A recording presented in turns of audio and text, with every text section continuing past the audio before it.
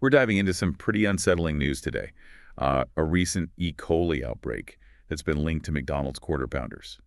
75 cases, 22 hospitalizations, and sadly, one death across 13 states. Yeah, that's definitely concerning. It is concerning. So we're going to break down what's known so far using Mm. the latest data from the CDC. And I'm really curious to hear your take on this, hmm especially regarding the sources of contamination and how we can all stay safe. Yeah, it's a serious situation for sure. But the good news is the CDC is on it. They're working with the FDA, the USDA's Food Safety and Inspection Service, and state health departments. So, Yeah. all hands are on deck right now. And it sounds like McDonald's is cooperating fully. Absolutely. They've temporarily stopped selling quarter pounders in several states, and they even pulled both fresh slivered onions and the quarter pound beef patties from their supply chain in those areas. These quick actions are likely why the CDC currently believes the risk to the public is very low. That is reassuring. Yeah. But I am wondering how long these investigations typically take. I mean, tracing the source of an outbreak like this has to be incredibly complex, right? You're right. It can take a while, often several months, to really get to the bottom of things. The CDC is conducting interviews with those who fell ill. They're meticulously tracing the supply chain of ingredients and rigorously testing food samples. To pinpoint that exact source of contamination, it's a real detective story, except the culprit is a microscopic bacteria. And as they continue their investigation, I imagine the reported case numbers could still rise. Yeah, that's definitely possible. It can take time for people to connect their symptoms to the outbreak, to seek medical attention, and to get tested. So those cases might be reported a bit later. So awareness of the potential symptoms is key. What should we be looking out for? Okay, so the classic symptoms of an E. coli infection are severe stomach cramps, diarrhea, which is often bloody, vomiting, and fever. Typically, these symptoms appear about 3 to 4 days after you've ingested the bacteria. Okay, so those are definitely red flags. Are there any specific symptoms that would warrant immediate medical attention? Absolutely. If the diarrhea lasts for more than 3 days, if it's bloody, or if you're experiencing excessive vomiting, those are signs you need to seek medical care immediately. Also, any signs of dehydration like dizziness or decreased urination warrant immediate attention. While most people recover within 5 to 7 days, without specific treatment, severe cases can have serious complications. It's good to know what to look for. Now, I know the investigation is still ongoing, but have they identified any potential culprits so far? Well, early evidence is pointing to the onions as a possible source. This wouldn't be entirely surprising. As we've seen previous outbreaks linked to contaminated onions, particularly with salmonella, it's actually a recurring issue in the food industry. So even though McDonald's cooks their beef patties to a safe temperature, it's the onions that could be the problem. That's what they're looking into, even if the beef is cooked to kill any potential bacteria. Cross-contamination during food preparation is a real possibility. It's not hard to imagine a scenario where the same utensils or gloves that handled raw patties might have come into contact with the onions, leading to the spread of E. coli. That makes a lot of sense. It really highlights the importance of those seemingly small steps in food handling. Yeah. And didn't you mention that McDonald's uses a single supplier for their onions? Could that be a factor in how widespread this outbreak is? It's definitely part of the investigation. If a large batch of onions from that single supplier happened to be contaminated, it could potentially impact a wide range of McDonald's locations. It's kind of a domino effect. So the investigation is focusing on the onions, Mm-hmm. but are they also looking into other possibilities, like the beef patties themselves? They are. But it's considered less likely given how widespread the outbreak is. If it were the beef, you'd expect to see cases concentrated in specific regions, reflecting localized contamination. The broader geographic pattern we're seeing points more toward a common ingredient like the onions. So while the investigation continues, what steps can our listeners take right now to stay safe? Well, obviously for now, it's probably wise to avoid quarter pounders at McDonald's. But the CDC has also issued a specific recommendation to avoid using any onions from Taylor Farms, which has been identified as the supplier in question. They've voluntarily recalled some of their onion products. Has helpful information. But this situation raises a bigger question. Beyond this specific outbreak, what can we all do to minimize the risk of E. coli in general? That's a great point. We should definitely talk about some essential food safety practices that everyone can follow. This McDonald's outbreak is a good reminder that E. coli contamination isn't new. There's a long history of these outbreaks, and sadly, they've often been the catalyst for important changes in food safety regulations. That's a really good point. It is easy to get caught up in the immediate news. But understanding the historical context can be incredibly valuable. Are there any specific outbreaks that stand out as turning points in our approach to food safety? Absolutely. The Jack in the Box outbreak back in 1993 is a prime example. Over 700 people got sick, and tragically, 4 children lost their lives. It was a wake-up call for the entire fast food industry and for regulators. Wow, that's heartbreaking. What kind of impact did that outbreak have on food safety practices? It led to much stricter regulations, especially when it came to meat processing and cooking temperatures. The Jack in the Box outbreak really brought the dangers of E. coli to the forefront of public awareness and forced the industry to take contamination much more seriously. It sounds like a pivotal moment. Were there any other outbreaks that spurred significant changes? Yes, in 2006. A large E. coli outbreak linked to contaminated spinach really shook things up. That case shined a light on the vulnerabilities of the produce industry and the need for better safety measures for fruits and vegetables. It led to improvements in farming practices, stricter standards for irrigation water, and increased testing for contaminants. It was a game changer for how we think about the safety of fresh produce. So as tragic as these outbreaks are, they've ultimately led to positive changes, making our food system safer overall. That's right. Each outbreak has been a harsh lesson, but also a chance to learn and implement better practices. We've come a long way, but there's always room for improvement. I imagine ensuring food safety in today's globalized world is more challenging than ever. Where do you see the biggest challenges lying? You hit the nail on the head there. The globalization of food supply chains adds a whole new layer of complexity. Food often travels vast distances, crossing multiple borders and changing hands many times before it reaches our plates. This makes tracing the source of contamination during an outbreak incredibly challenging. It's like trying to solve a giant puzzle with pieces scattered all over the world. It makes you realize just how interconnected everything is, and all it takes is one weak link in the chain to cause widespread problems. Exactly. And it's not just the distance food travels. The growing demand for fresh produce year-round adds another layer of difficulty.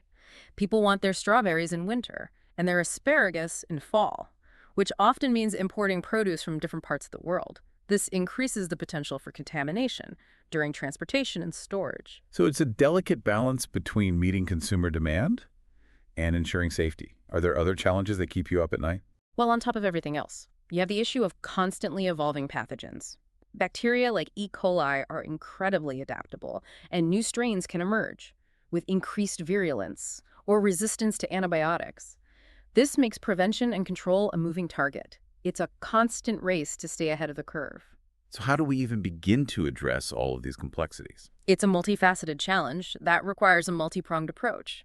Investing in advanced tracking and tracing technologies is crucial. That way, if an outbreak occurs, we can pinpoint the source of contamination more quickly, leading to faster recalls and limiting the spread of illness. So it's about speed and precision in identifying and containing the problem. But what about preventing outbreaks in the first place? That's where continued research and development of new food safety technologies comes in. We're talking about exploring things like innovative packaging materials, non-thermal processing methods that kill bacteria without heat, and rapid detection tools for pathogens.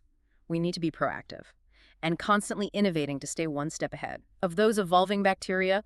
It seems like we're talking about a constant process of innovation and adaptation. But are these advancements enough to truly make our food system safe? That's the million-dollar question. Technology and innovation are essential tools, but they're not a silver bullet. Building a truly safe food system requires a strong culture of food safety at every level, from the farm to the fork. So it's not just about the technology, but also about people and practices. Exactly. We need comprehensive training programs for food handlers, farmers, and everyone involved in the supply chain. It's about promoting a mindset where everyone understands their role in preventing contamination and takes responsibility for food safety. It's a shared responsibility. And that makes me wonder, what about consumers? What role do we have to play in all of this? Consumers are absolutely part of the equation. We have a responsibility to practice safe food handling at home.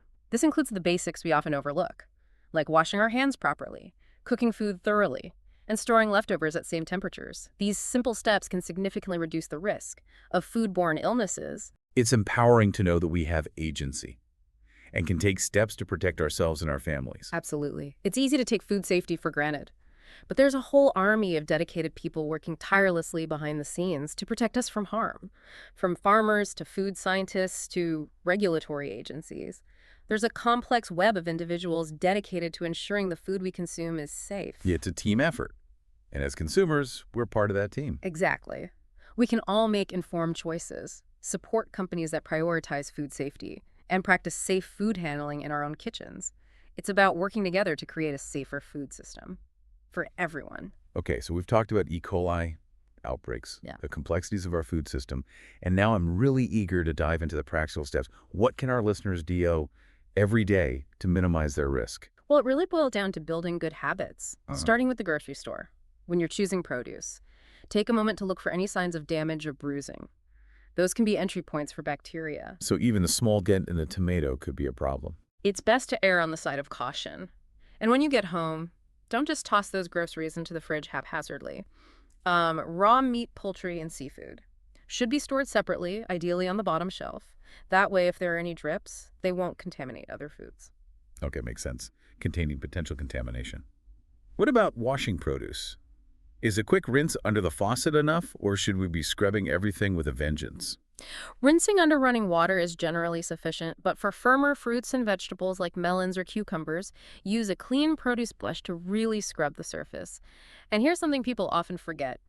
Even if you plan to peel a fruit like a banana or an orange, wash it first. You don't want bacteria from the peel transferring to the flesh when you cut into it. That's a good reminder. So we've got our groceries safely stored, we're ready to cook. Okay. What are the key things to remember during food prep? Well, the golden rule of food safety, the one you can never hear too often, is to wash your hands thoroughly, before and after handling any food. Use warm, soapy water and scrub for at least 20 seconds. Make it a ritual. I like that. And what about cutting boards? Is it really necessary to have separate ones for raw meat and produce? Ideally, yes. Having separate cutting boards for raw meat, poultry, and seafood significantly reduces the risk of cross-contamination. If you only have one, be sure to wash it thoroughly with hot soapy water after each use, especially after cutting raw meat. Okay, so separate boards or a super thorough scrub.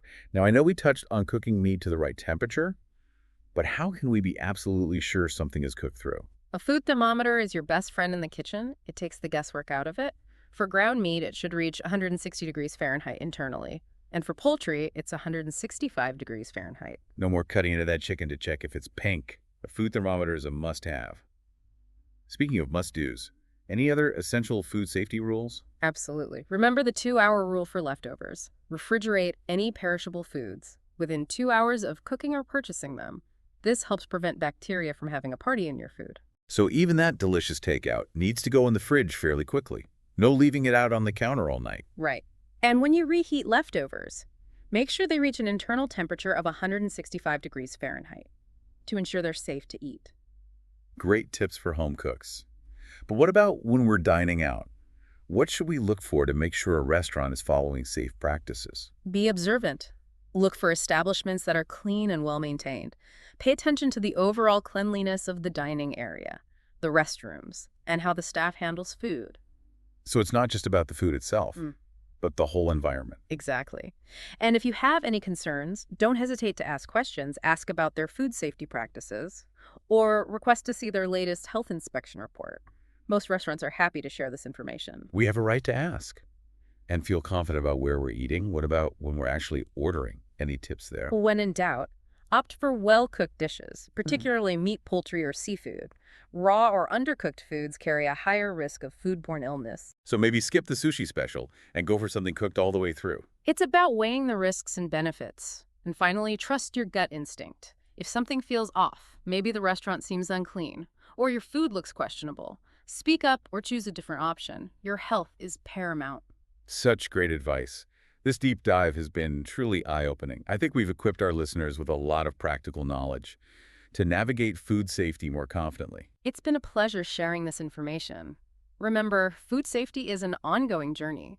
The more we all learn and apply these practices, the healthier we'll be. This episode has given us so much to think about. We've covered E. coli prevention tips and the complex world of food safety. Here's a final question for our listeners to ponder.